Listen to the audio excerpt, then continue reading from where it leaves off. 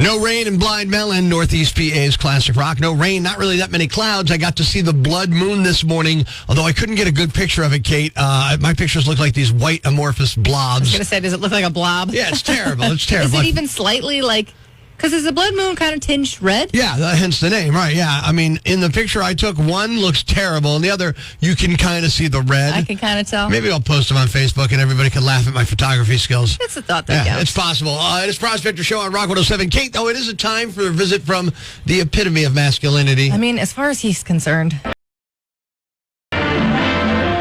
Hey, Mr. Manly here with lesson number 517 in How to Be Manly.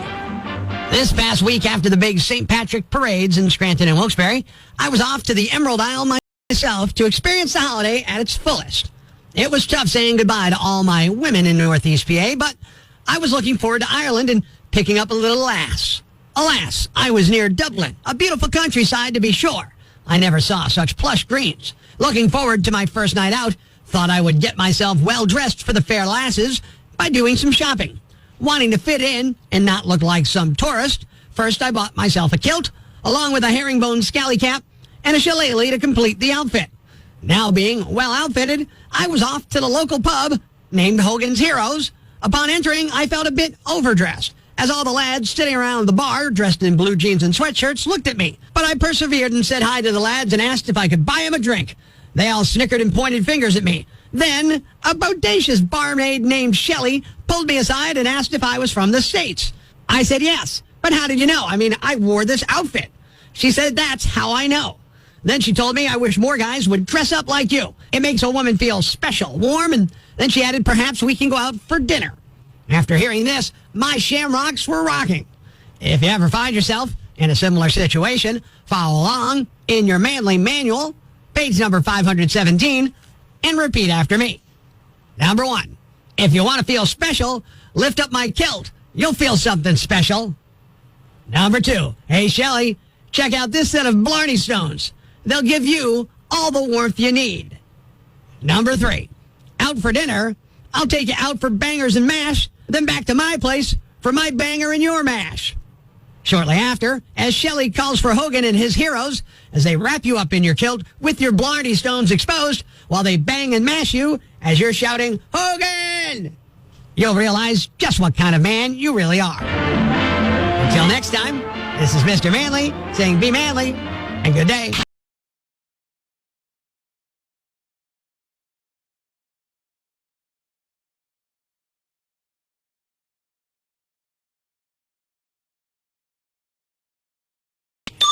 Breaking the news that's already broken. It's time for Prospector's Briefs on Rock 107. A Connecticut woman was arrested for holding her stepson captive for more than 20 years. This could single-handedly erase all the goodwill stepmoms have earned over the years on Pornhub. I'm not cleaning my dryer filter until Good Friday. Yep, I gave up cleaning it for Lent. An auction for O.J. Simpson's personal items is expected to bring in millions. Even after he's dead, O.J. continues to make a killing. It's 60 Minutes meets Gone in 60 Seconds. Tune in Monday for Prospector's Briefs on Rock 107. Show on Rock 107. And Kate, you should know this if you've paid attention in math class. First 3 digits of pi, go. 3.14. Happy Pi Day, man. Pi Day's become a big deal for pizza places, too, you know? Go ahead. Yeah, because I mean, to me, I like to call a pizza a pie. I don't like to call it a tray, even though I grew up in Northeast PA. So when I lived in Manhattan, it was pie, but now that I'm back here, it's tray. I do it just to be contrarian, but then it's just a thing. I enjoy it. All right. The Takeout posted a list of signs that you're at a shady pizza place. They got 2 gourmet pizza people to weigh in. I wish I had that job. I'm ready to go. Let's hear them. Gourmet pizza person. Too many menu options. If they serve pizza, burgers, and sushi, definitely go somewhere else. But they also claim too many pizza types is shady. Like they've got Hawaiian, meat lovers, and 20 other ones. Yeah. It should be a max of 10 to 15 named pizzas. I mean, that's probably a good rule of thumb for any eatery. There's a rule in marketing. You can't be everything to everyone, so don't try. So I get that. Okay. Here's another one. Free reign. The best pizza places don't let you add everything. Lots of toppings can add too much moisture, and thanks to gravity, most of it goes down. So you end up with a soggy crust. Too much sauce can do the same thing. I mean, I wouldn't know. My go-to is plain. And then there are only two other toppings. Two other toppings that I would even consider. Any idea? Bacon, meatball. The meatball is shocking. Oh, a little half meatball. Yeah, cut it. Oh, it's all good. Bacon and beef, bacon and meatball. I'm all about that. Plus, gravity ruins pizza. Now I got to go to space to eat a slice. It doesn't make sense. I put so much stuff on my pizza that gravity will take over. Here's another one. They don't make their own sauce. You'd probably need to ask to see if they do, but the good pizza spots don't get it from a can. I mean, I get it. Hand-crushed San Marzano tomato sauce passed down from some guy's Nona. Yeah, I'm in on that. But you know what? $1.50 in the morning, give me that $2 slice and I'm out the door. I just want one that's not going to kill me at that point. I don't care. You know? Another thing, you're not drawn in by the smell. In an ideal world, the first thing that you should notice about a pizzeria is the aroma. Okay. If it doesn't smell delicious in there, it might not be the best place. My olfactory senses are so bad due to allergies, I really notice the smell of a place ever, and very rarely. Unless, I'm in a bakery and they're making bread and the ovens are open and the back door to the bakery is open, or if somebody, takes a dump on the floor in the bakery, then I'm going to notice it. That's it. Gross. So that's not going to help me, but fine. And lastly, you're at a pizza by the slice place, and the display looks gross. They've either been in there a while because they're not selling many slices, or the pizza just looks gross because it is gross. Or, both. Yeah. Oh, yeah. Could be both. That's a fair one. I get that one. If you see a slice that looks like it's been on display since Obama was president, you might want to walk away. There's a difference between the New York slice and an archaeological artifact there. But what did we learn from this list, Kate? Nothing. That's what I'm saying. Absolutely nothing. If you like pizza, eat pizza. If you're asking for gourmet recommendations before ordering a slice at 3 in the morning from a pizza vendor truck, you got to take a look in the mirror.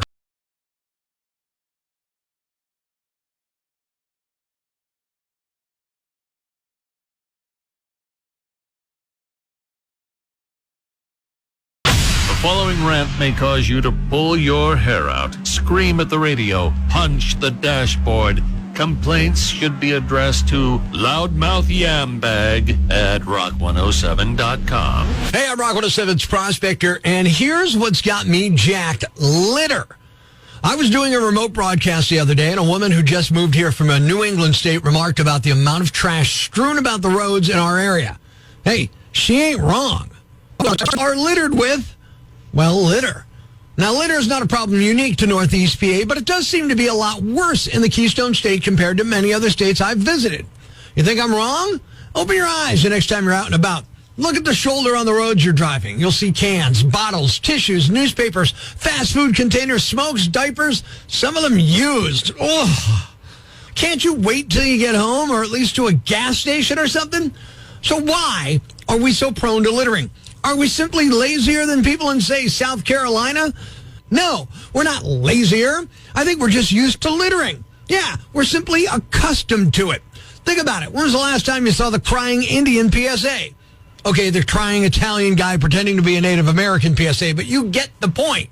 I'm not saying the lack of awareness about littering is the cause, nor am I saying that more PSAs will end the issue. I'm saying it's a symptom of how little we care about tossing our garbage out of our oversized SUVs as we fly down 81.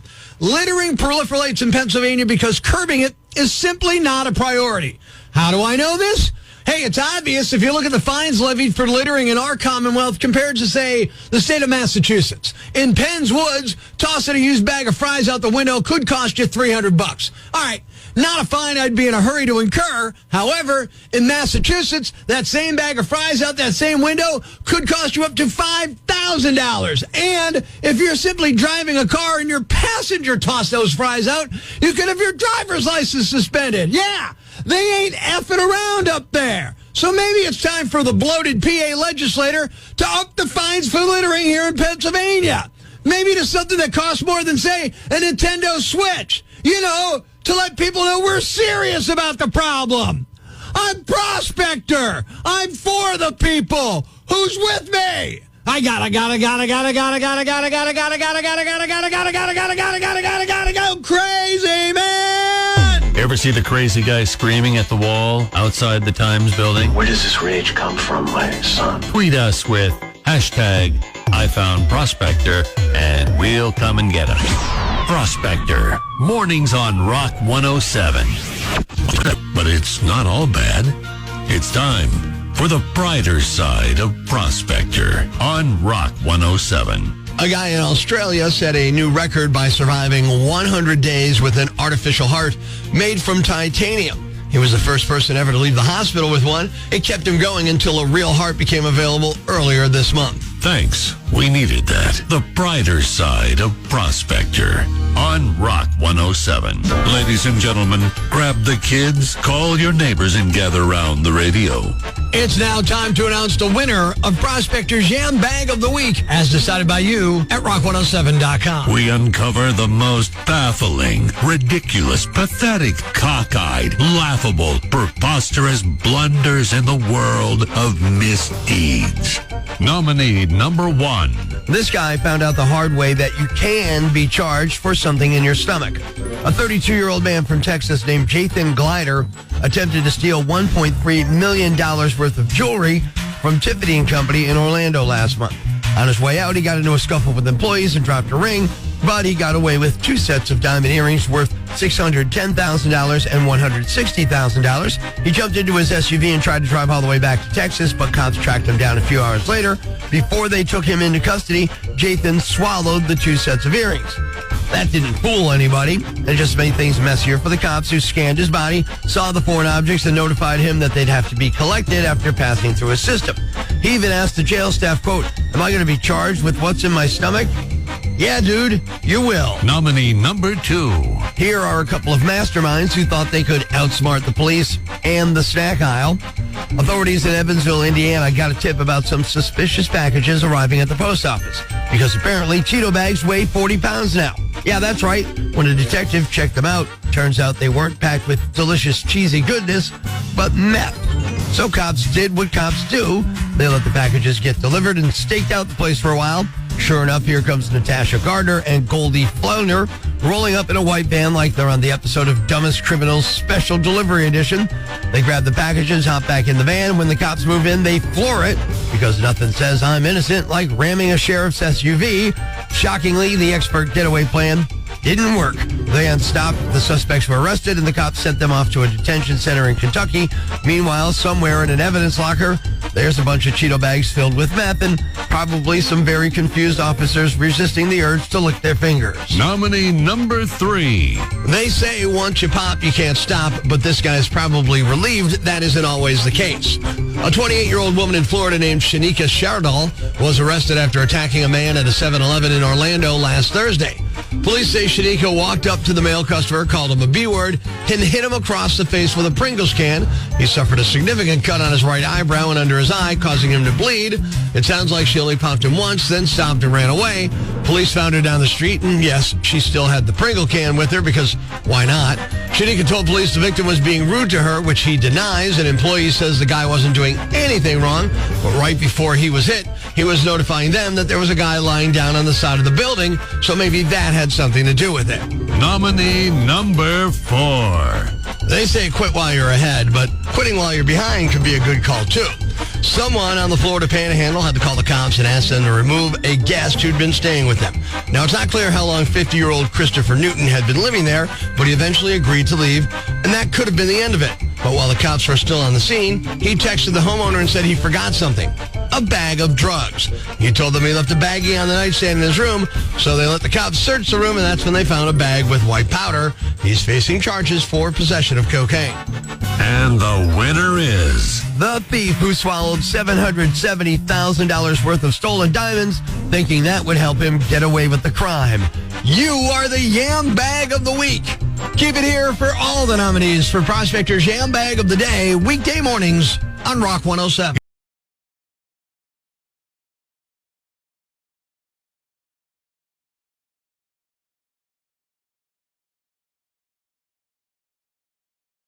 Thanks for listening to Prospector's Prime Cuts podcast. Be sure to catch us live weekdays from 5:30 to 10 a.m. on Rock 107 or online at rock107.com or the Rock 107 app, a free download for your Android or iPhone. Subscribe to the podcast on Apple Podcasts, Google Podcasts, Spotify, Stitcher Radio, or wherever you get your podcasts so you never miss Prospector's Prime Cuts.